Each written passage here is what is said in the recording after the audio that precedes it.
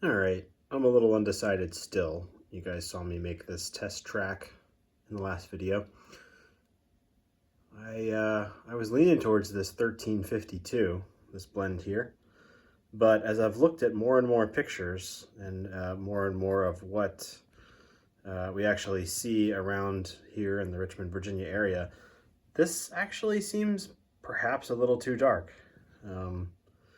And this may actually be more prototypical. I still need to make a decision, but I'm kind of leaning, I don't know, I guess I'm not really leaning either way. I'm just sort of on the fence and undecided. But either way, before I make that decision, I need to paint all this track, like all of it. That's going to keep me busy for a while, which will buy me time to make that decision. So as I showed in the demo with the test track, first thing I do is just a base coat of flat brown. So I need to clear the yard. All these cars need to come out of it and get out of the way. All the locomotives. Basically, what I want to do is from where that board is over there on that curve, all of that, I want to get all this painted. And it's going to take a while. And the spray paint will be fast. But then as I come in and hit the ties and all the other things, it's going to take me a little while, and that's all right. There's no rush with these things. So I need to clear the yard, and I also have 13 micro-engineering turnouts, just like these over here, where I need to do the switch stands and the ties that come off by the throw bar. So I'm gonna do that, get those things glued down, paint the switch stand itself, clear the yard, and paint all this track. Here we go. All right, so the ties that come with the micro-engineering turnouts are a little long to be used in here. So I need to cut them down, which I'm doing here. And I'll need to take another measurement. So that one will be right for the whole ladder. There's actually 7 turnouts there in the ladder. I'm actually going to even need to make them shorter for that turnout and this one. I'm going to put the stand here and here, both on very short pairs. So I'm going to cut these separately. But now that I've got this one kind of right, I'm going to use my chopper to do the rest of these, and I'll show you that in just a second. All right, so this is a great tool for making, when you want to make a bunch of cuts exactly the same length. So I got the first one done, set it in here, and set the stop here to match. And now all I got to do is hold that one in place and chop through it. I go through this whole pile of ties. I'm going to need 14 of them, and they'll look best if they're all about the same down that ladder. So that's how I'm going to do that. Very sharp blade under there, so when you're getting the scrap pieces out, I recommend, use some tweezers to get under there. That's like a razor blade or something. You do not want to stick your finger under there. Anyway, I'll crack on with it and get through these 14 ties. All right, so those are all cut, and the last thing I did was just sort of sand off the ends of them to remove any little burrs or whatever, but you can see how you get pretty uniform, nice. That's going to look great when they're all, it's not perfect, but by my eye, you're not going to be able to tell that those are any different. And I think that'll look good. So those are the 14. I need to do the other the other 2 pairs that I showed. That will actually be a little shorter than this, and then I'm going to glue it all in. All right, I got 13 switch stands here. There's the bases, and then there's the upright bits. Some of these got kind of smashed, so I've spent the last little bit of time straightening them out and filing off flash and stuff that was on the little stick that sticks down into that tiny little hole on the right side of each of them. There, now you can see it. So to make that fit in there nice, I just kind of filed them down a little bit. The plan here, I'm going to put a little pile of super glue up here. And then I'll take a brush and some zip kicker, pop the zip kicker into the hole, use my tweezers to pick that up, dip the stick down in the super glue, and then pop it in the hole. Not that it's complicated, but there are 13 of them to do. But I want to get these things put together and get some paint on them. All right, got all 13 painted up using that the Vallejo Hobby Spray Panzer Gray, which is a nice sort of dark gray, grimy black type flat color. Works really well for this kind of stuff. The micro engineering switches come with other detail parts as well. I'll show you here real quick. These little hooks, I'm not sure what those are. They go onto the, they're just super detailing parts for within the switch itself, and I've not done those before. I'm not sure I'm gonna do that. I don't know that you would notice it. The switch stands I feel like would be very obvious if they weren't there, but a little super detail like this down embedded in the rails and half covered in ballast, I feel like you're probably not gonna see that. Maybe getting to diminishing returns here, and I don't think I'm gonna do that. Well, through the miracle of the trusty 050, I've got all the cars pulled from the yard into tracks that they can leave the yard. A couple of the trains on the arrival departure tracks there in the middle. Train sitting on the main on the left, and then I've talked about it before, but I have the first 2 classification tracks are actually through, even though I've never used them in operations that way. And this is not operations, this is just me clearing the yard to make room to paint it. And of course, I've got all the car cards and waybills still stowed where they go, so I'll be able to undo all this once the yard is painted and ballasted and weathered and all those fun things, and be able to restage it and operate again. So y'all will see these trains before you see this video, because I'm going to do a little video of run-bys through some of my recently completed scenes with these 4 trains. So 2 birds with 1 stone. The yard will be clear, and I'll be working on this for the next week or 2, probably longer. A week or 2 is pretty aggressive for as much track as there is here. So anyway, I've rambled enough. Clear the yard.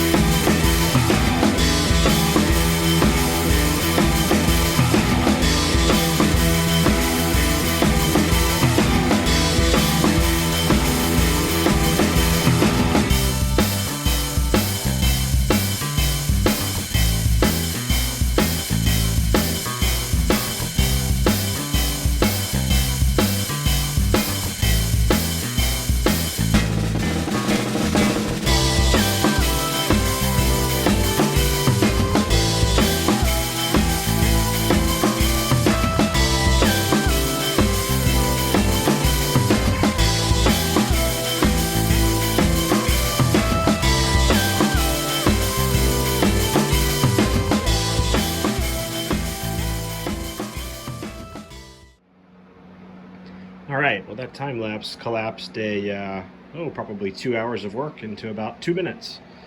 We've got all the track painted that base brown, and I've cleaned everything as well with a Bright Boy. It's not perfect, but I like to get in there when the paint is still somewhat fresh, and it just comes off the top of the rails a little easier before it sets for too long. So I've done most of it. Damage report, only 2 items. Well, and they're both right here. When I was working the Bright Boy over this crossover, I hit that switch stand and that one. So I'll just need to reset those. And that's it. So from here I need to probably clean this a little bit more, just kind of go over it. There's some spots like that where I didn't quite get all the paint off. Definitely wore out a Bright Boy. Look at that. It was almost new. So I'll do that, and then we'll think about painting the rails and the ties. That'll be next.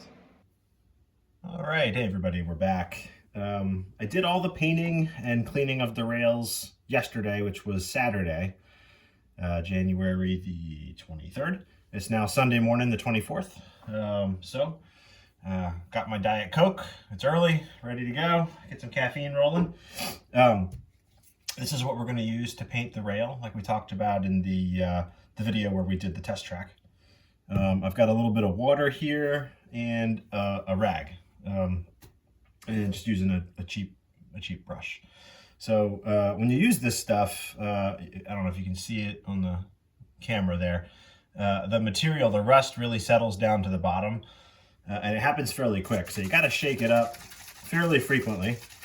And then what we're going to do is just come in and paint both sides of the rails, all of them. So I'm just going to show a little bit of this on camera, and then I'll just be doing the exact same thing on all the rest of these tracks. Maybe I'll do another time lapse, or maybe I'll just do some of it off camera and show you when it's all done. So hopefully this is on the camera there. So you just come in and gently brush this on. And it's not like paint. It's little bits of rust that are suspended in that alcohol mixture. So it doesn't spread as evenly, and that's by design. You don't want it to. The idea here is you get the rust material like sort of goes and fills in the cracks, and it gives a really nice rusty effect. So you just kind of come like that on both sides. And then I'll come in, I'm gonna have to stand up and try to keep my head out of the camera to get the back of the rail, although it's probably not that important here. It's more important to get this on the tie plates on the back side of the rail, like so. And if you get a little bit on the ties, it's not that big of a deal, because we're gonna come back in and touch the ties up, and especially these here. This track I'm painting right here is actually the drill track for the yard. So this is going to be an especially distressed set of tracks here. So there'll be lots of tie painting and those sorts of things. So I do that, and then I'll just take this rag and dip it in the water, and then just run it across the top of the rail, and that'll take the rust off the surface of the rail to have good electrical contact. Now I'd recommend coming in and using the Bright Boy again anyway, but this will just make that a little easier. So that's the process. You just do both rails, both sides of it, all through the whole thing. So I'm gonna crack on with it.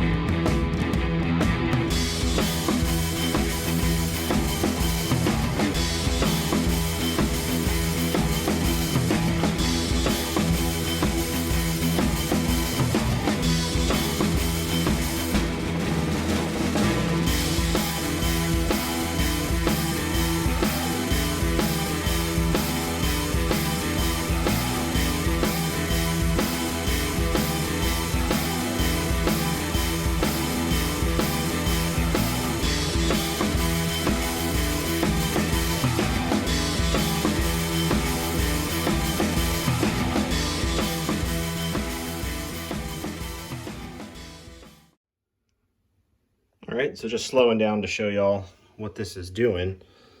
When you come in close, you can see it's picking up that rust color on the side of the rails and also on the tie plates and little bits like that where I've slopped it onto the tie itself. We'll come back and clean that up with as we go and touch up the ties. So you can definitely see there's a significant rust color building up that you see it with the naked eye a lot better. Or if I zoom in like this, I realize on the time lapses it wasn't quite as distinct and stark. So that's what it's looking like where we've done it. And just to kind of show you, right next to it here, we have it. So yeah, on the side of that turnout right there, you can see the rust, and then in the foreground you can see without it. So you can see what that's doing and why I'm going to the effort to do this. Again, this yard takes up most of this shelf. So the track is the model through here. So we're gonna take our time and make it look as good as we can. I'll keep going. That wasn't too bad. Doing this corner of it probably took 30 minutes, 20 minutes. Not too bad. Probably another maybe 2 hours. I should have the whole thing done. Just playing some music in here and just being mindful and present. All right, that was a lot of rail painting. We are down at the far end of classification track number 7, and we're done. That took a little longer than I expected, but I like the look. And this is just with the straight rust on there and the spray paint. Still need to come in and highlight the ties and touch up a few spots, like, you know, right there where some rust dribbled a little farther than I wanted it to off the tie plate. There's a few more shots from up near the top of the yard ladder. See the rust all over the side of all the rails. Even the diamond crossover did that too. And looking down the yard ladder.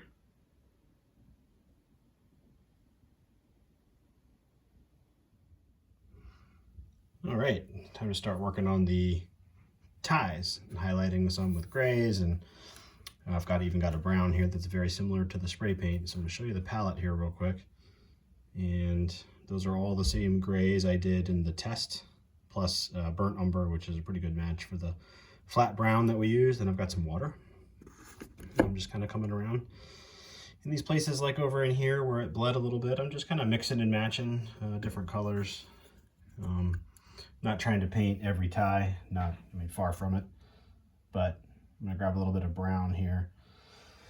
And you know, like right here where it bled out the side, hopefully you can see that. I can kind of come in and touch that up so that it looks a little better. And this is the main line here, so I want most of this to be brown ties.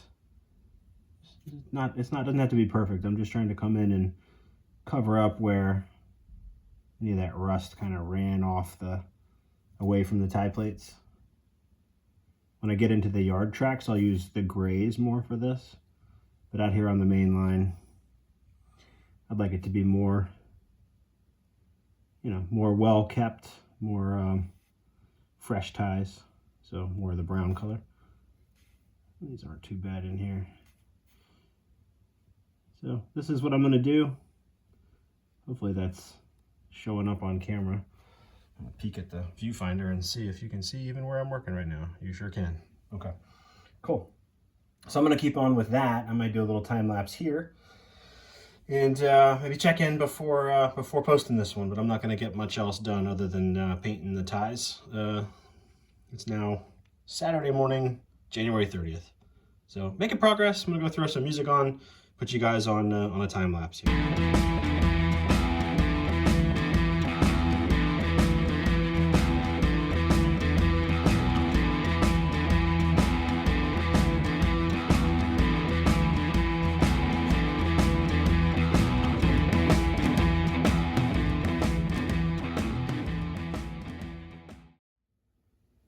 All right, so this is just pulling in a little bit close to what I just did And you can see where I kind of let the randomness of where I slopped the rust too far off the tie plate dictate where I touched up.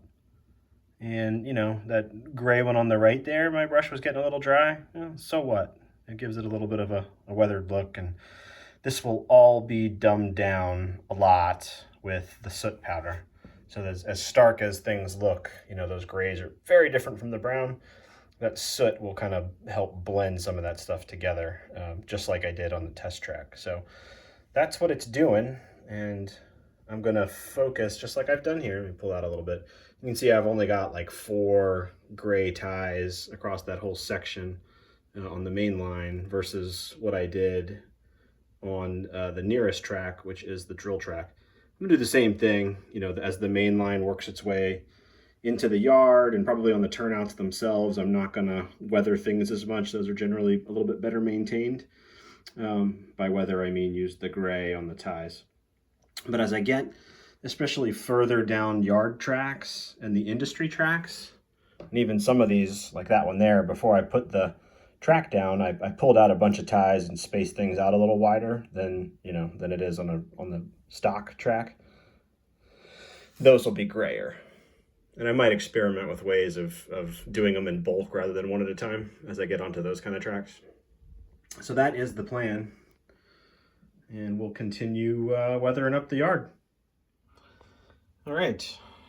Did a lot of tie highlighting, especially over there on that industry track. And I came through with just the brown and cleaned up where I dribbled it on these turnouts through here, where I dribbled the rust more onto the tie than I wanted to. So I think what I'm going to do now, this is all I've done. So if I pan out right there, I haven't done anything to the right of my hand. So all that to go. But I'm not going to do a ton on the main line. The turnouts I'm going to keep mostly brown, you know, brown ties, fresh, like they've been maintained. The arrival departure tracks, I probably won't do too much other than just brown, cleaning them up. But it's this industry track and all these tracks back there. And then, of course, the ladder I will keep mostly brown and well maintained, and the first little bit of track. But as you get farther down, especially the stub-ended ones, it will have a look a lot like this. And this looks crazy right now. What I'm going to do is let this dry, and then I will put a little bit of the black, the Bragdon Enterprises, the black soot powder on there to kind of dummy that down a bit. It'll darken the rust a little bit, but mostly it'll make those ties blend together. They'll still stand out and be highlighted. They just won't be so stark. So I'm gonna let this dry. It's now Saturday evening. Let it dry. I'll probably come in Sunday with some of that soot. I will keep working, you know, to the right here. That's gonna keep me busy for a while. But I won't show all of that. Nobody wants to sit here and watch me paint track. So I'll shut up about talking about it. Let this dry, do the soot, show you that, and then probably wrap this video up right there. Okay. Well, I came in and did the powders, and this is what it looks like. Kind of smooth things together, darken stuff a bit. I still have a lot of good rust popping out of there, but it certainly helps those grayish ties blend in a little better. Same thing over here. And then if I pan, you can see where I didn't do the powder, just to show you the difference over there. So it's sort of that is painted but not powdered, and that is painted and powdered.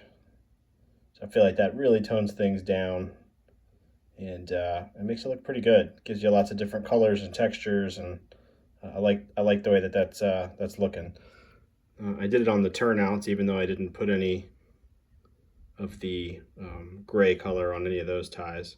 But still, I think that kind of adds that sort of grimy, dirty look to that base brown that we painted on there. And the rust is still popping nice. So yeah, I'm real happy with how this is going. And I will continue working on exactly this process throughout the rest of the yard. All right, one last little look here at, this is my engine servicing tracks. I came in with a little bit more of that soot and hit up some of these ties that were a little lighter than I like. kind of grayed them up a little bit, darkened them a bit, blended them in a little better. And I think I'm going to switch to using some of the darker grays versus the lighter grays and continue putting the soot on there to kind of blend them in. So I'm going to stop there. I'll keep working through the next week, show you what we've come up with after another week of work. I hope all of y'all are well and safe. Thanks, everybody.